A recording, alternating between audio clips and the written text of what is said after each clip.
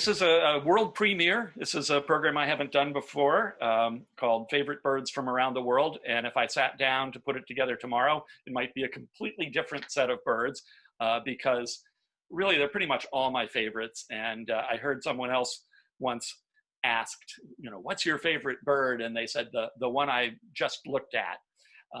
But I've tried to make this somewhat organized. And so what is it can make a bird a favorite? Well, it might just be that it's a pretty bird, a really beautiful little bird like this magnolia warbler. That's a favorite of mine. I bet for some of you as well. And what else could make a bird a favorite? It could be that it's in a remote area and you have to go travel a long ways to see it. This is a spectacled eider, a bird of the high Arctic. That the only place I've ever seen it is up in Barrow, or Uktuvak, as it is now known. They've given it back the native name. So that makes it a pretty favorite bird, and especially when I was lucky enough to get this good of a look. What else makes a bird a favorite? Well, maybe it's just a really strange looking bird. This is a rhinoceros hornbill. It's an Asian bird. I photographed this in Borneo on the Malaysia side. And how can you look at that bird and not consider it to be a favorite? What else could make a bird a favorite? Well, there are some iconic birds out there that are just known in culture.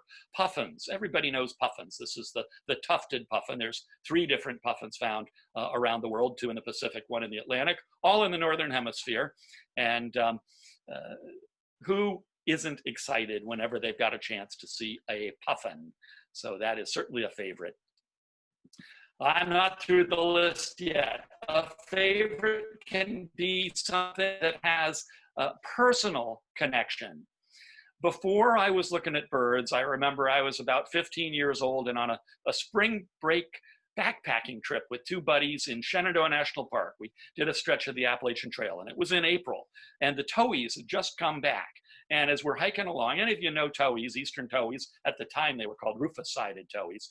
If any of you are familiar with them, they're low to the ground, they're in the dried leaves, making a lot of noise. They're very conspicuous, and they return in April, and they were all over the place. And we hiked for days, and we kept seeing these funny birds. And we ended up the hike at the old Panorama restaurant. It's gone now, but some of you may remember that in Shenandoah Park.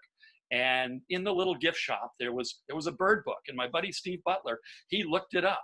And it was maybe the first bird that along with friends, I ever looked up in a field guide. And I never forget that when I see a towhee. Another way a bird can be a favorite is if you know about it and you haven't seen it for a long time. I took ornithology at University of Maryland from Don Messersmith, and one of the things he asked us to do was to just take the field guide and leaf through a few pages, every day. So he said, don't try and learn them, just be exposed to some of the different birds. And when I got to the page with the vermilion flycatcher, my jaw dropped. I said, there is really a bird like this? And I wasn't traveling around very much in those days. And it was several years before I made it to the Southwest and first saw a vermilion flycatcher. And it to this day, it's a favorite bird of mine because I had so much anticipation waiting for that first chance to see it. Oh, we're not done yet. The opposite of that anticipation is you stumble across a bird you didn't even know existed. This was from this last winter. I was in Uganda, and we were about to leave the lodge at Buhoma, having gone up and seen the gorillas, and fabulous time. And this little red bird with black belly and white polka dots popped up out of the hedge. I hadn't looked at every single page of the African field guide, and I even still have to go to my notes to remember that this is a red-headed bluebill. It quickly became one of my favorites because I didn't even know existed, and there it popped up in front of us. The familiar birds are favorites. Some of you may know my neighbor, Michael, It's a long time. Back in the 70s and early 80s, Michael, as a teenager, was illustrating bird ID articles that were written by Claudia Wilds. And Michael's favorite bird is the American robin. And there's a lot to love with the robin. Their conspicuous behavior, their beautiful appearance, and they're just familiar. And few birds have adapted to as many different habitats across North America as the American robin. I've seen them up above tree line at 12,000 feet in the Rocky Mountains. I've seen them in the cypress swamps of Florida. And of course, I've seen them in the lawn and in my neighborhood. And that's a lot of things to enjoy about robins. Other things can be favorites because you may find a bird in another part of the world, but it really reminds you of something you know from back home. This is the African fish eagle on the right, and it is indeed the same genus, Haliolitis, as our bald eagle.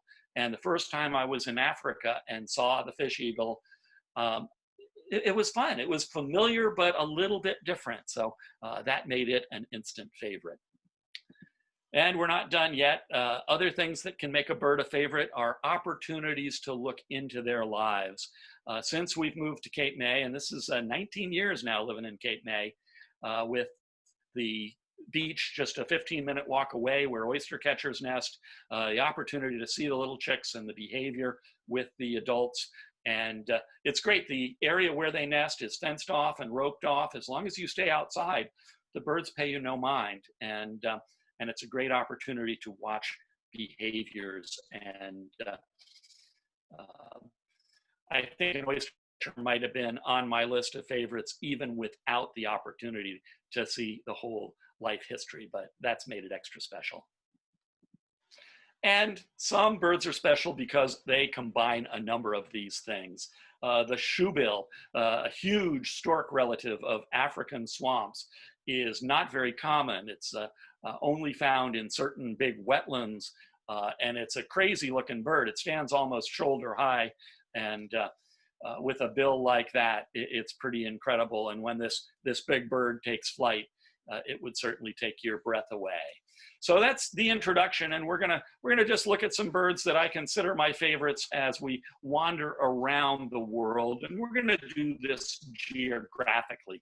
So we're gonna stay in Africa for a while. I've had the good fortune now to be in Africa 10 times, visiting a number of different countries, all sub-Saharan, and the classic safari countries.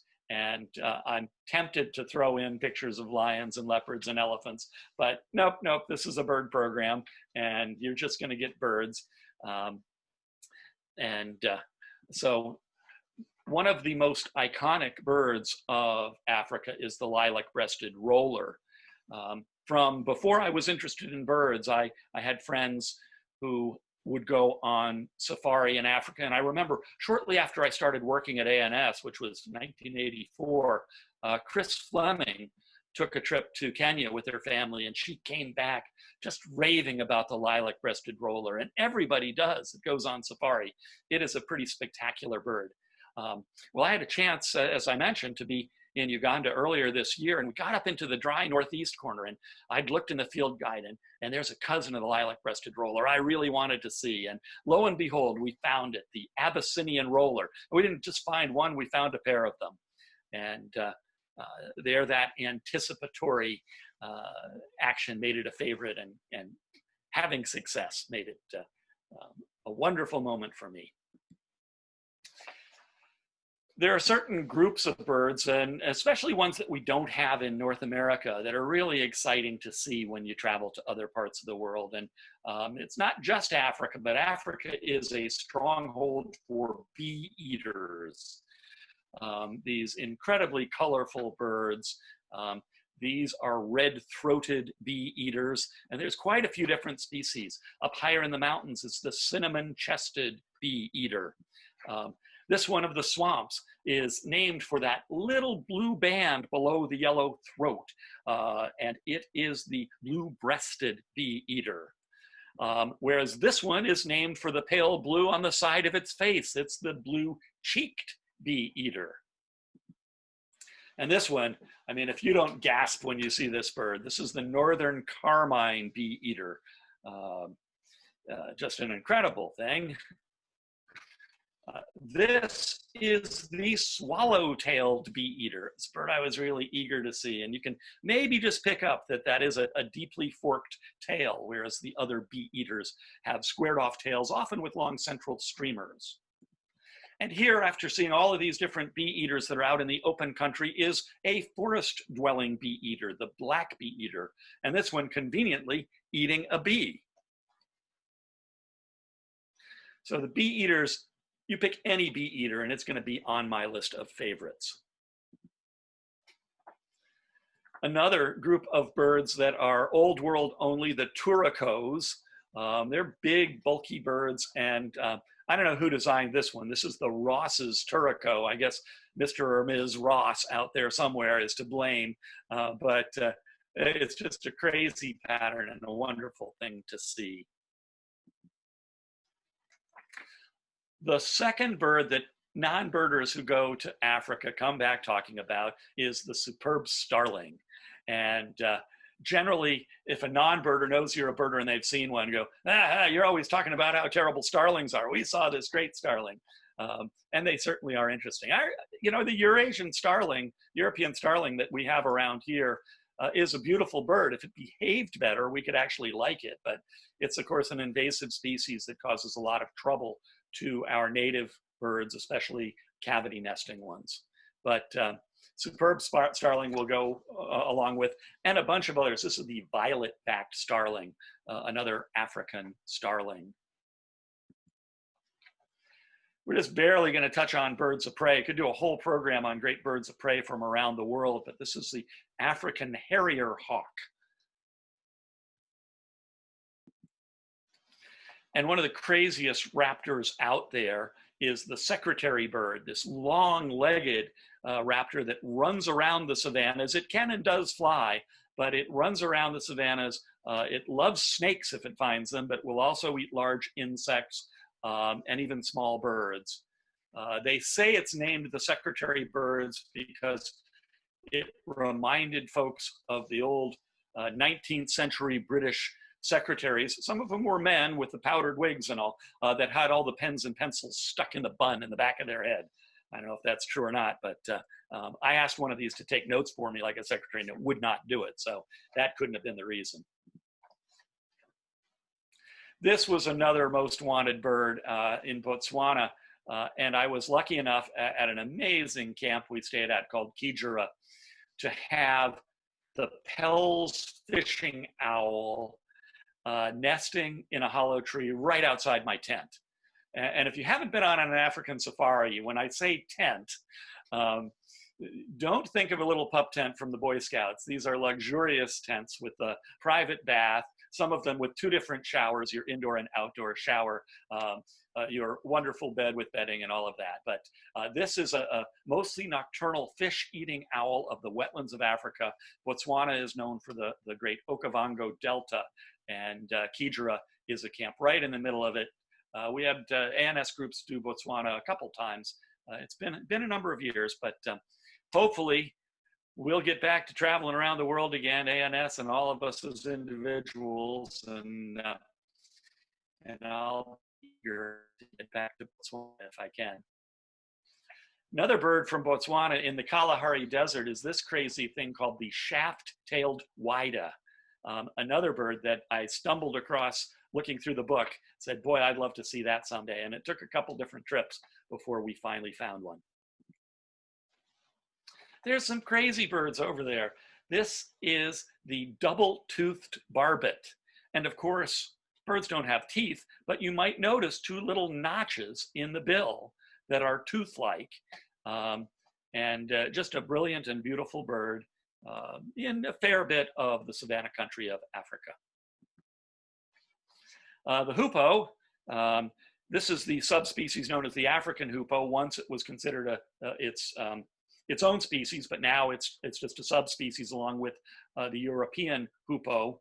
And this bird will always make me smile because I heard about it long before I even knew what it looked like, because a wonderful professor at the University of Maryland who taught mammalogy and wildlife biology, Van Vlieger, loved to talk about this bird because he said it was his favorite Latin name of any organism out there. Its Latin name is Upupa epops. So that'll be on the quiz at the end. You'll have to all say Upupa epops. I'm kidding, I don't get to give you a quiz, but I wish I did.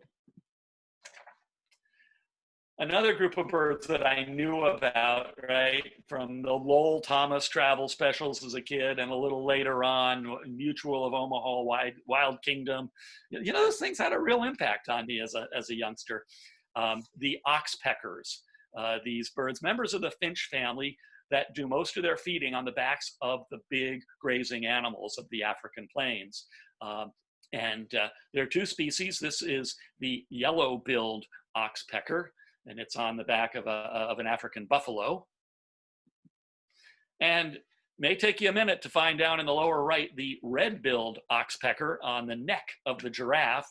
You might have noticed the bill of the yellow-billed is half red and half yellow, but this one's all red. And it's got that big, big orbital ring around the eye that makes it look goggle-eyed, or some people think they always look surprised. And of course, these are helping to pick parasites off of the bodies of these big grazing animals. But they're not all beneficial. They'll pick at scabs and on wounds too and keep them from healing so well. So it's a mixed bag. The only time they really leave the backs of the big animals, though, is to nest. They haven't figured out how to build a nest on the back of the giraffe yet. So they do go into the shrubbery and build stick nests. Now here's yet another bird I saw in the book and said, that cannot be real. And this is the Abyssinian ground hornbill. Just an absolutely crazy bird, large bird, mostly ground dwelling. And their favorite food is dung beetles, which they pick up and toss down the bill like, like we used to toss popcorn in the air at the movie theater and make a mess. Oops, maybe I wasn't supposed to confess to that, but I'm sure we weren't the only ones doing that. And they do fly up to nest in the top of a palm tree that's died and all the leaves have dropped off, and they go into the hollow in the top of the palm tree. So everything about these birds is kind of crazy, and that makes them a favorite for me. Another group of birds that I dearly love are the kingfishers. And we're kind of cheated here in the New World. We've only got 6 species of kingfishers in all of the Americas. There's a lot more in the Old World, and Africa alone has a pretty great variety. This is one that is in places around water hugely abundant, the African pied kingfisher. In Botswana, if you do the boat trip at the Kazinga Channel in Queen Elizabeth National Park, if you bother to count, you might get somewhere around 150 or 200 of them on a 3-hour boat trip. That's not an exaggeration. They are hugely abundant there and quite common in a number of other spots. Not all of the Old World kingfishers are around water. There are a number of them that are feeding on insects in forests or even plains areas, The gray-headed kingfisher is one. This is the woodland kingfisher, and you see it has got a nice tasty grasshopper. The giant kingfisher is a water lover, and it is indeed the largest kingfisher in the world. I forget the dimensions, but it's close to 2 feet long. It is a big monster. On the other hand, this is the African pygmy kingfisher, a tiny, brilliantly colored one that is most at home in low, overhanging vegetation over shallow or slow-moving, still water. And the one I knew about, I don't know why I knew about it before I knew of any of the others, but the malachite kingfisher I had read about or heard about and was eager to see that, and have seen that on most every trip to Africa, I'm happy to say. Another small one near water and just brilliant color. Well, we're going to leave Africa. This is not an African kingfisher. We're going to have a shorter segment about Asia, because I've only been to Asia once, Wasn't actually a birding trip. I did birding when I could. It was a short trip to the Malaysia side of Borneo, but we were fortunate that we were able to see these blue-eared kingfishers, really quite reminiscent of the malachite kingfisher.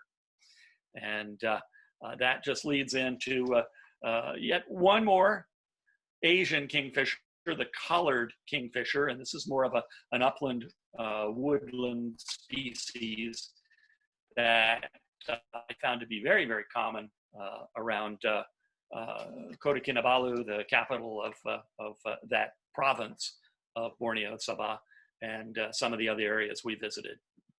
And even though it wasn't a birding trip, we got to see a few interesting birds while we were there, just enough to really make me want to get back to Asia.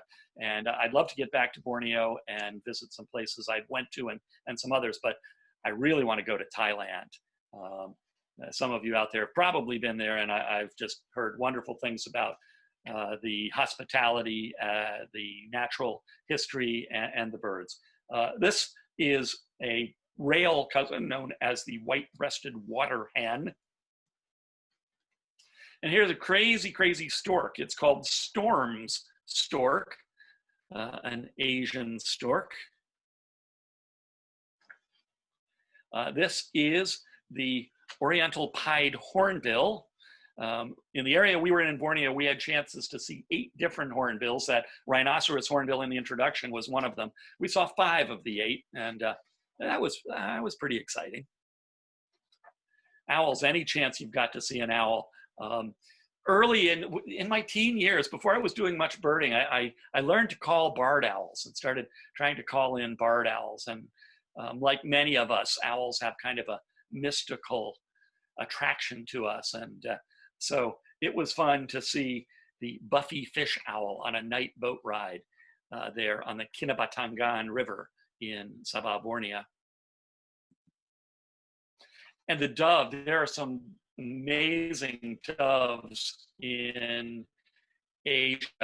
I've looked at some of the field guides and seen some in aviaries at zoos, and we didn't see any of the real flashy ones, but I was pretty excited at this pink-necked green pigeon. And how about this? This is the whiskered tree swift. Another one of those birds that it just so fancy. You gotta put it on your list of favorites. And we're gonna finish our Asia with one more kingfisher, of course. This is the stork-billed kingfisher, another one we spotted on that night boat trip on the Kinabatangan. We're gonna transition now from Asia to Australia. And these are all pictures I took on the ANS trip to Southern Australia that was in November of 2018. Whenever we get to traveling again, we've got an itinerary up our sleeve for Northern Australia that maybe we'll have a chance to run. But this, of course, is the very famous kingfisher relative of Australia, the kookaburra. The kookaburra is indeed a member of the kingfisher family, just doesn't have kingfisher as part of its name. And I don't know how many of the rest of you have the song going through your head right now, but probably many of us do. Don't worry, I'm not going to sing. There are some amazing members of the parrot family in Australia. This is the rainbow lorikeet. And just what a brilliant bird. They're common in the areas we visited, widespread and just as flashy as that. They're actually kept in captivity. I've been to a number of places in the US where they'll have an aviary, and these birds get familiar enough, they'll at different zoos and such, will have a performance where the keepers will go in and the rainbow lorikeets will come in, and if you make a donation, you can put some of the food in your hand and they'll come sit on your hand and all of that. Well, I much preferred seeing them out in the wild in Australia. And this one is feeding on the unusual fruit of an Australian plant known as Banksia.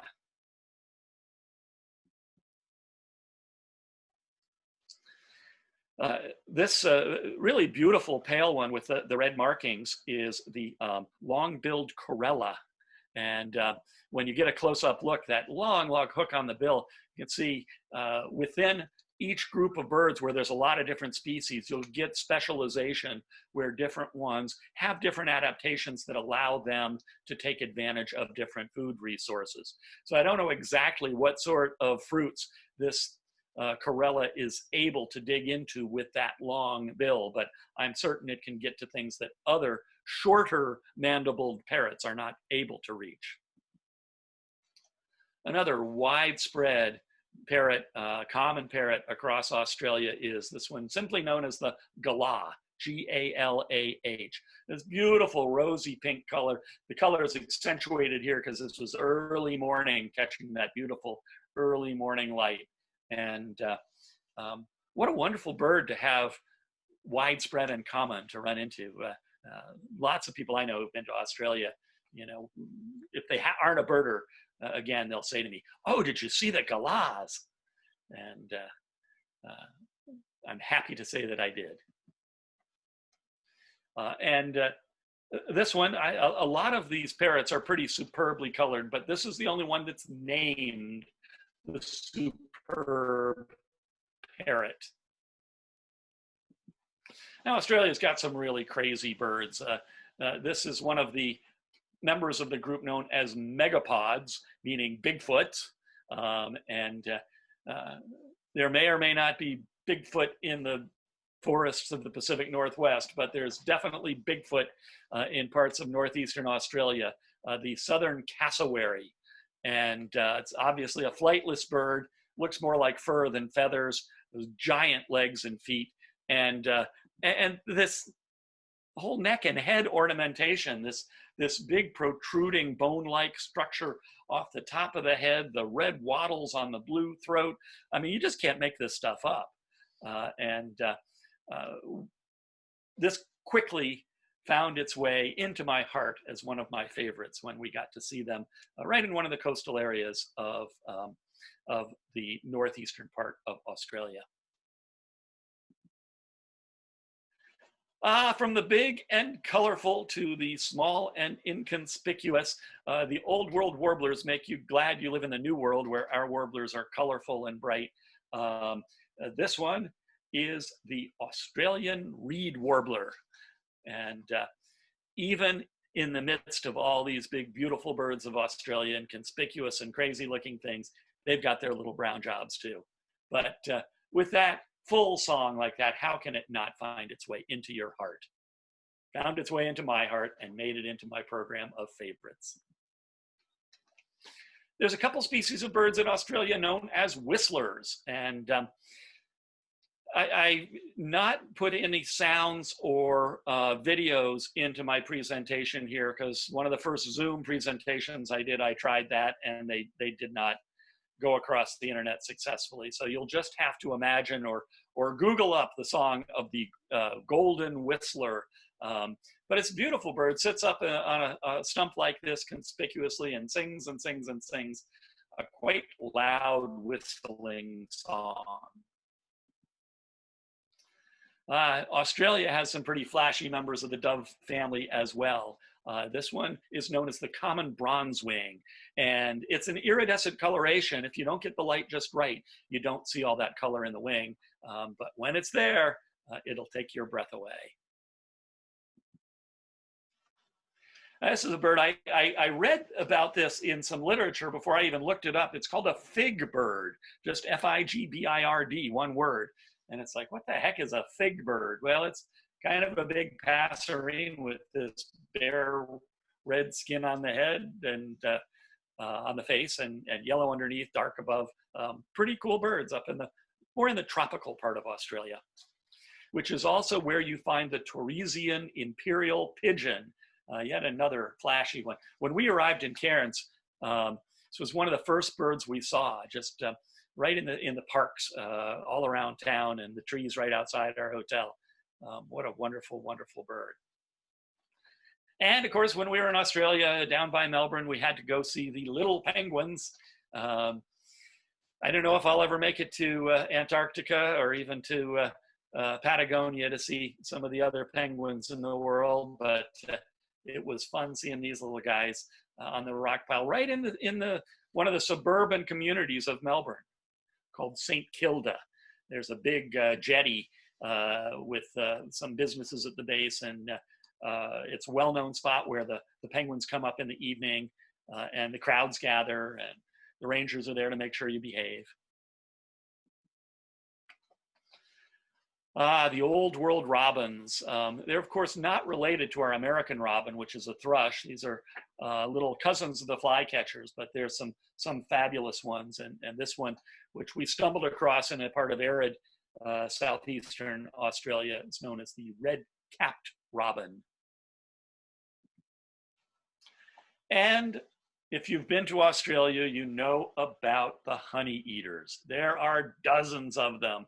A lot of them looking quite similar, but some of them pretty flashy, and learning calls and learning habitat is important in all birding, but especially when there's a group of several dozen species of the same group. This one is, checking my notes, the painted honey eater. And apparently this one is not very common, so our guide was pretty excited to show us this one. Now, some birds, you might not call them beautiful, but they're certainly interesting. And this one is one of several bare-headed birds of Australia known as friar birds. And this one is the noisy friar bird. And again, when you just see that listed on your checklist or see it in the bird guide, the noisy friar bird, how can you not want to see a bird like that and put it on your list of favorites? And this was a big coup for us. We had to stay out till almost midnight one night, driving across some open grasslands in search of this strange little ground-dwelling birds of the arid grasslands, part of the southeastern outback in Australia. And it is a monotypic bird. It's the only member of its family. It's called the plains wanderer. And they're nocturnal, they're camouflaged, they're secretive, and our guides worked for several hours while some of us were starting to drift off in the vehicle to find the lights, but we finally succeeded.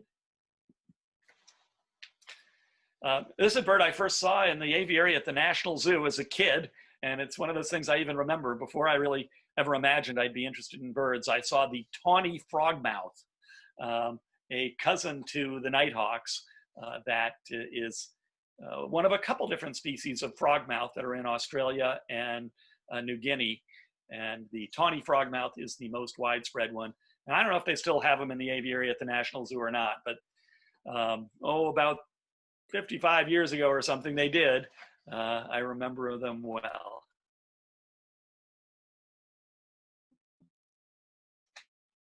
And of course, there's some wonderful water birds and shorebirds in Australia. I'm not doing them justice, but this is what's the right modifier? The pied stilt. Pied stilt. Speaking of strange flightless birds, here's a pair of emus. Another one of those birds you just can't believe really exists in the world. And it's actually in a little botanical garden north of Adelaide we stopped in, and the pair of emus were wandering around and just looking like they were waiting to have their picture taken. And by golly, there's a bee eater in Australia too. The rainbow bee eater. It took us a while to find him, but I really wanted to see the rainbow bee eater after falling in love with bee eaters in Africa, and we succeeded.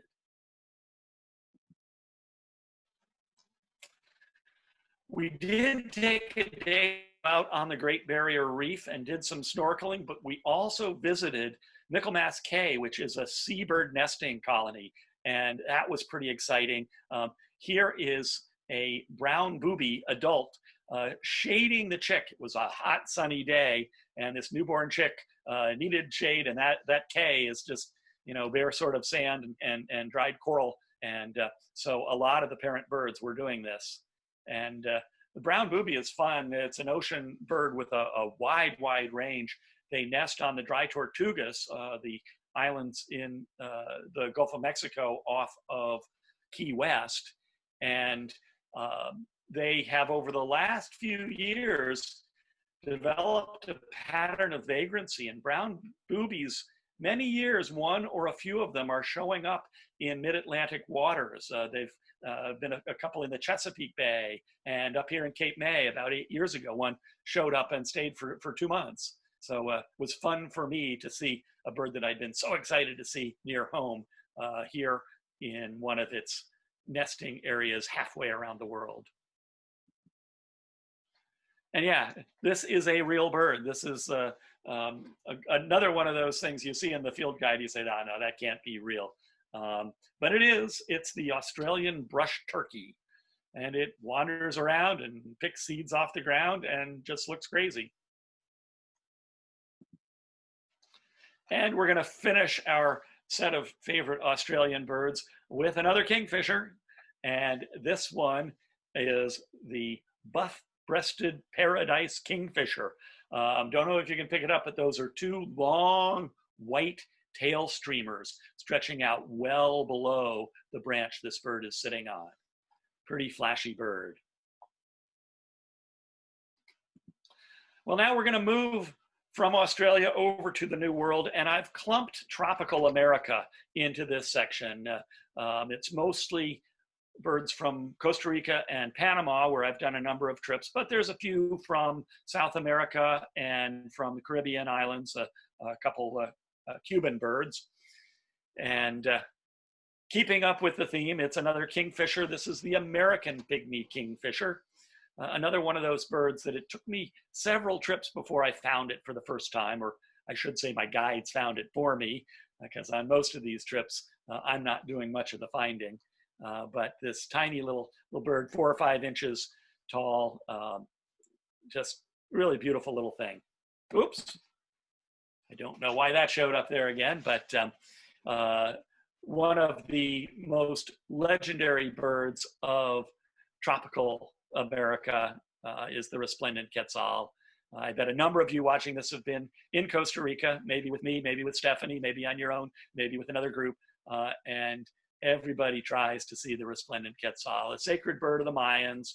The currency of Guatemala is the quetzal, and you can find them in the mountains there, and you can find them in the mountains of Western Panama, but it's strictly found in Central America. And what a spectacular bird. Those, of course, aren't actually tail feathers that stretch down. Tail feathers are stiff. These are lower back feathers that stretch out way longer than the tail, but they're not stiff. They blow in the breeze, and that gives really a quite exotic effect when you see a resplendent quetzal in any sort of a breeze. Another of the real flashy birds of tropical America, very widespread and in many areas coming back from being endangered due to exploitation from the capturing for the pet trade, and that is the scarlet macaw, especially in Costa Rica for more than 30 years now. There's been very aggressive protection of these birds along the Pacific coast where they're most common. Nest boxes have been developed and put up in many places, refined to become very successful. And now much of the Pacific coast of Costa Rica, you're almost guaranteed to see scarlet macaws. Toucans, they're kind of the New World counterpart of the hornbills that we looked at in the Old World. No toucans in the Old World, no hornbills in the New World, and they're not closely related. It's what we call convergent evolution. And what's the point of having a big long bill like this? Part of it is just ornamentation for courtship and attraction, but it is also used to reach into cavity nests where these birds will steal eggs or even nestlings. So this particular one, which is endemic just to Western Panama and Southern Costa Rica, is the fiery-billed aracari. The toucans come in 3 sizes. The aracaris are the middle ones. The little ones are known as toucanettes. And this is the northern emerald toucanet. and the big ones are just known as toucans. This one has had 3 names since I've been going to the tropics. They first called it the chestnut mandibled toucan, and if you're not a birder, the 2 halves of a bird's beak are known as mandibles, the lower and the upper, and it's more than just the lower mandible that's chestnut colored on this. Well, it got lumped with one that's all black, and it got called the black mandibled toucan for a while, which drove some of us crazy because it's not black at all. And finally, they gave up on that, and they're calling it the yellow-throated toucan. I'm okay with that. And here's the one which children who love sugary cereals know very well. Toucan Sam of Fruit Loops is the keel-billed toucan that occurs all the way up into Yucatan in Mexico and through most of Central America. Now, down in the Amazon basin is where this crazy bird is found. This is a primitive species known as the Hoatzin, H-O-A-T-Z-I-N, Hoatzin. Almost sounds like, Mr. Watson, I presume. But this is a very odd bird. They're known for smelling bad. If you're nesting nearby, the natives that live in the Amazon region, they aren't happy about that. They make little stick nests in branches that are overhanging water. And if danger comes, the chicks instinctively just drop into the water. And they can be very young, and they've actually got a little claw at the bend of the wing that they use to climb back up on their own into the nest. I don't know of any other bird that's got that sort of adaptation. They really are dinosaurs, aren't they? A wonderful group of tropical birds are the ant pittas. Now, there's a whole lot of birds that have ant at the beginning of their name. Ant thrushes and ant birds and ant vireos and ant wrens and ant shrikes. And they get that name because some of them are known for following the army ants that are moving through tropical forests and feeding not on the ants, but on the little creatures, insects and little reptiles and amphibians that are fleeing from the army ants. They don't all do that, but they are in many cases named because the ornithologists found some resemblance between these birds and birds that they knew from somewhere else. Ant thrush is an example we'd all be familiar with. Pittas are some plump, often ground-dwelling birds of the old world, and the ornithologists were reminded of that with these ant pittas. And most of these are very, very secretive. I don't remember how many trips to tropical America I had to take before I found, was shown my first ant pitta. And I think it was this one. At the time, it was called the spectacled ant pitta. It's now known as the streak-chested ant pitta. And there are a couple of the parks in Costa Rica now where they've been under protection for so long that they're not as tough to see as they used to be. But in the last 20 years or so, a remarkable discovery has been made initially by a simple farmer in the mountains of the Mindo region of Ecuador, not far from Quito, an area that became very popular for birding. And Angel Paz is the man's name, and he spent a lot of time in the forest and observing the ant pittas, and he gradually gained their confidence, and he started feeding them. And next thing you know, tourists were flocking to pay admission, have Angel Paz take them around, and on a good day, he'll show you 4 different species of ant pittas.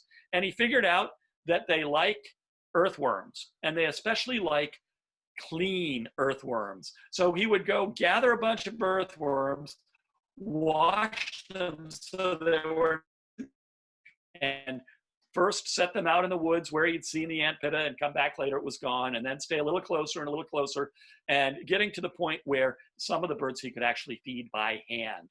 And once he learned to do this, the word spread. Birders travel from this spot to another and say, hey, that guy up in Mindo, he's feeding the ant pittas. And now a number of different tropical lodges are feeding ant pittas. And these birds that in books written 20 years ago were described as, habits unknown, rarely seen, range unknown, a lot has been learned. Number of other interesting birds from tropical America. This one is very widespread, the white-necked puffbird. I've seen it in the Amazon basin, and I've seen it in Costa Rica, and it sits up high, but it's a quite showy bird in its black and white plumage. This is a prong-billed barbet. We looked at the double-toothed barbet in the Old World. This is a family of birds that is tropical, but found in tropical areas the world round. Different species, of course, but this is the prong-billed barbet. Here's another ant bird for you, the black-crowned ant shrike. And like true shrikes, it has a little hook at the end of its bill. And might take you a moment to find the rufous nightjar sitting on its nest. It just nests on the ground in the midst of brown leaves, blending in incredibly well. This was in Panama, and some of you may know the wonderful naturalist guide in Panama, Carlos Betancourt. We've had several ANS trips down there. Rufous nightjar, ground nesting. And I was telling the story, Carlos took me to like 20 feet from here and said, "Do you see it?" And I never did until he finally pointed it out to me. So, and then I took a million pictures, of course. So this really is one of my very favorite birds. The red-capped manakin, little bird that has an elaborate courtship display. A few years ago, I had some artist friends of mine make basically a little logo, and I made hats out of them, and that's what's on my hat. You'll actually see some of those hats at the end. Just a wonderful bird of tropical America, tiny little bird. And the manakins, you can go on and on. They're like little ping pong balls.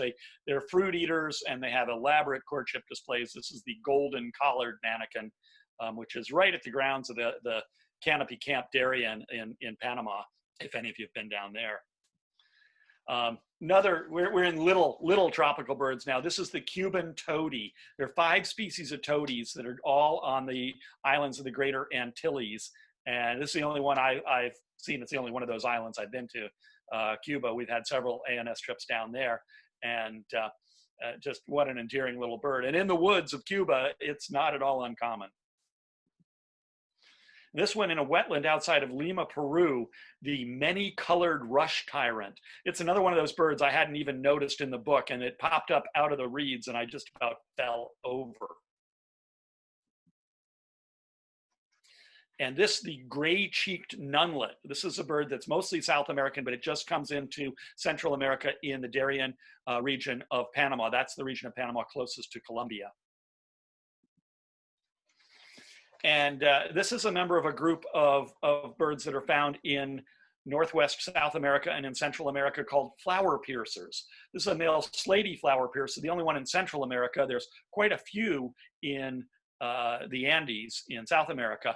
And you note the little hook on the end of the bill. These birds, they rip a little hole in the base of a tubular flower and steal the nectar. They're the flowers that have co-evolved with hummingbirds, and these guys cheat. And they don't perform the pollination function, and they steal the nectar. There's a bird I really wanted to see in Mexico, a fairly restricted range, the red warbler, a beautiful thing high in the mountains of central Mexico. And an amazing warbler in the highlands of southern Central America, Costa Rica and Panama, the flame-throated warbler. And tanagers, we could do a whole program on tanagers of tropical America. The speckled tanager, the bay-headed tanager, the blue-gray tanager, very widespread. The white-winged tanager, all that red color, and they call it white-winged, I don't know.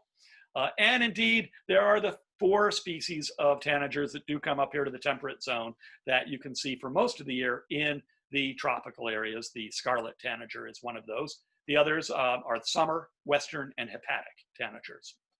Other colorful cousins to the tanagers, the blue dacnus.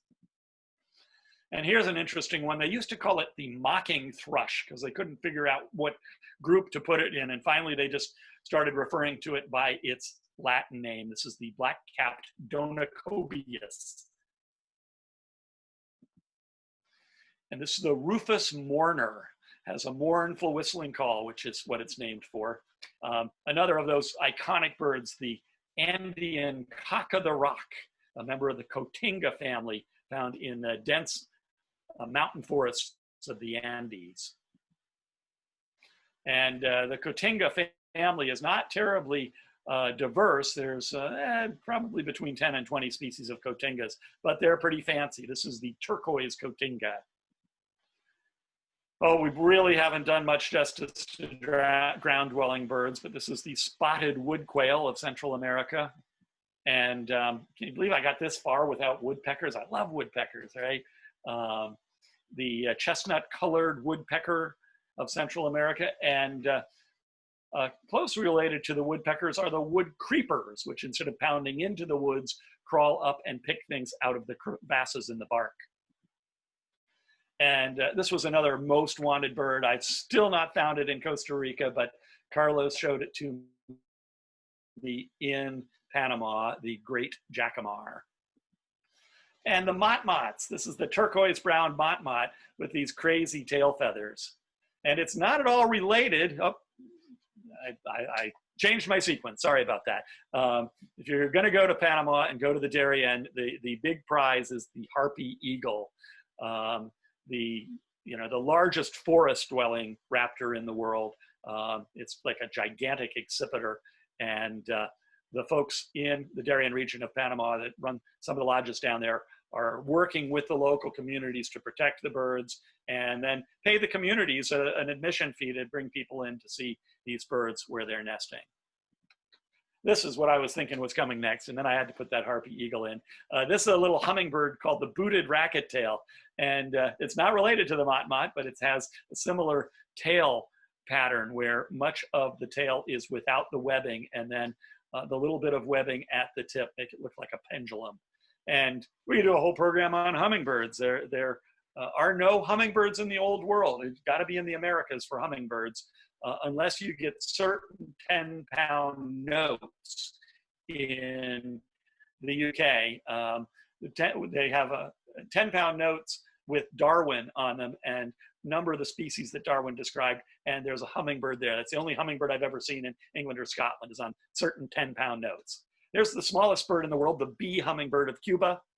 Here's one of the biggest, the sword-billed hummingbird of Ecuador. This beautiful one in South America, the violet-tailed sylph. And this one in Central America, the green thorntail. And a beautiful violet saberwing, another real big one found in Costa Rica, Panama.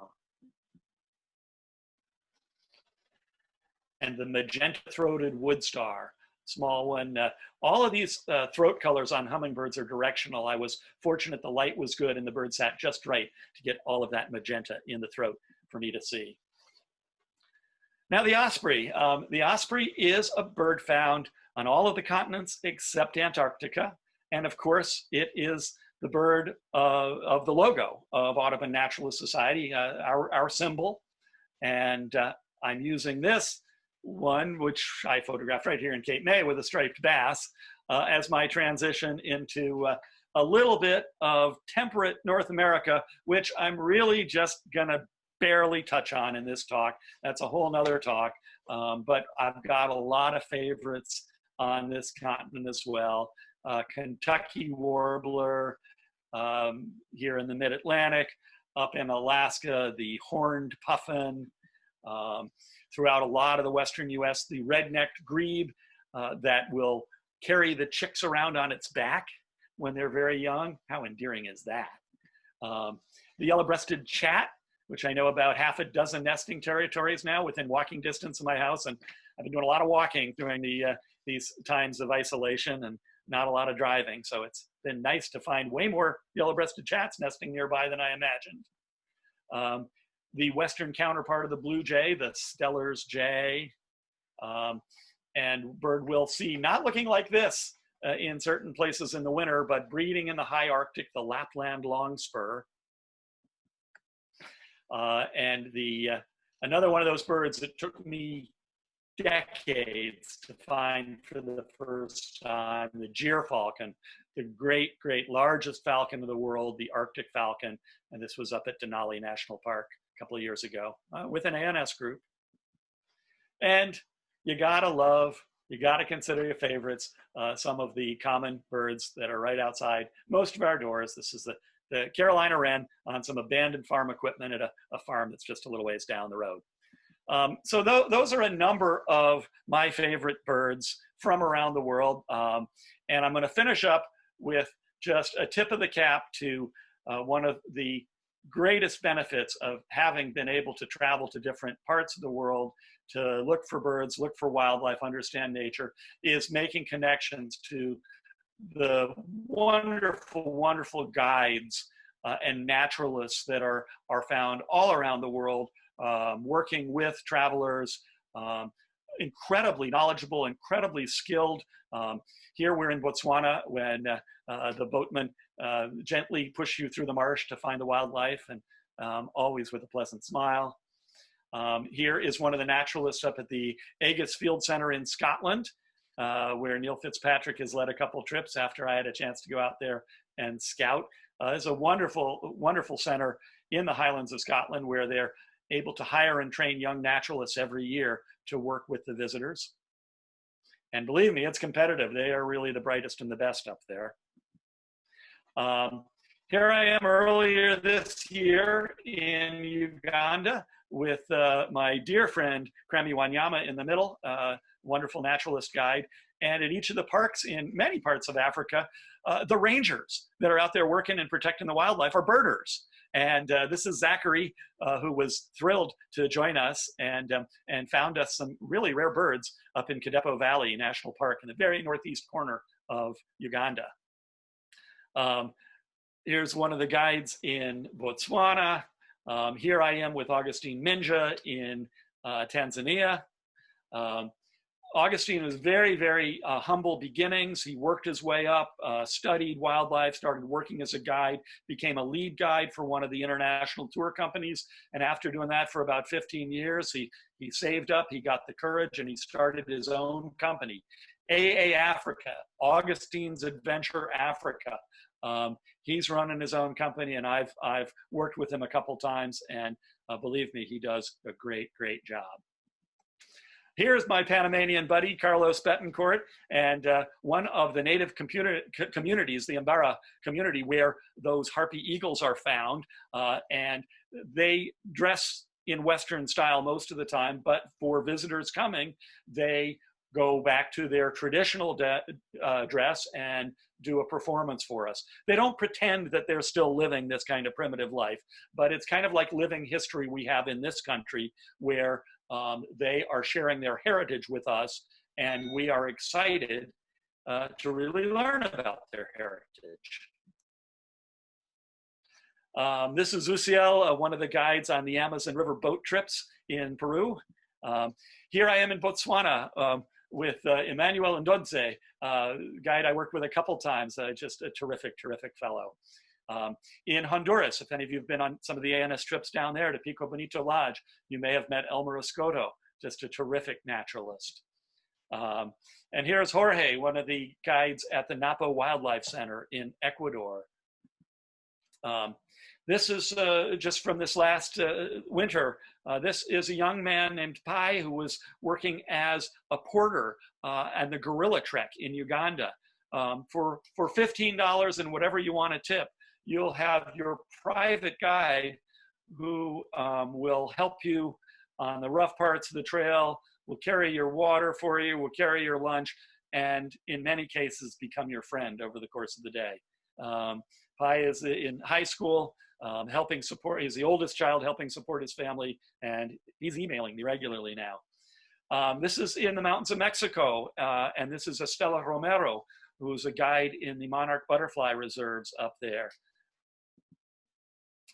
And everywhere you go, you find knowledgeable guides eager to point out where you're going, to make sure you understand what you're seeing, eager to help you have a great learning experience. It's a wonderful big world out there, And the number of talented people I've run into in other countries is just amazing. And here is Angel Paz himself feeding a giant ant pitta by hand with one of those clean earthworms. And this is the ant pitta known as Maria. Here I am with 3 of the guides in Botswana. They grow them tall there.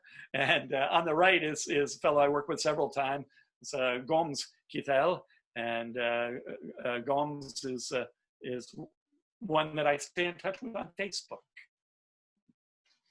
This is in Borneo. This is Jamie Marajan, who was my guide there. And while the tour was not designed to be birding, Jamie knew his birds, and he and I snuck away and did a little birding here and there. And here's our Australian guide, Steve Potter, who I was supposed to take to Costa Rica earlier this year to help him see the birds there. His first time there, and it was supposed to happen in April, and we know we didn't do any traveling in April this year, but hope to travel with Steve in Australia again. And a lot of you know Charlie Gomez. I figured it out. I've been in Costa Rica so many times and done trips with Charlie that if you put it all together, it's more than a year of my life spent with Charlie Gomez. And there's one of those red cap mannequin hats. Maybe you've been noticing those. And here, Charlie and his sidekick, Marco Antonio Morales Aguilar, better known as Nino. And we all know the 2 of them. And finally, a tip of the cap to the guy that got it all started. Many of you know Don Messersmith.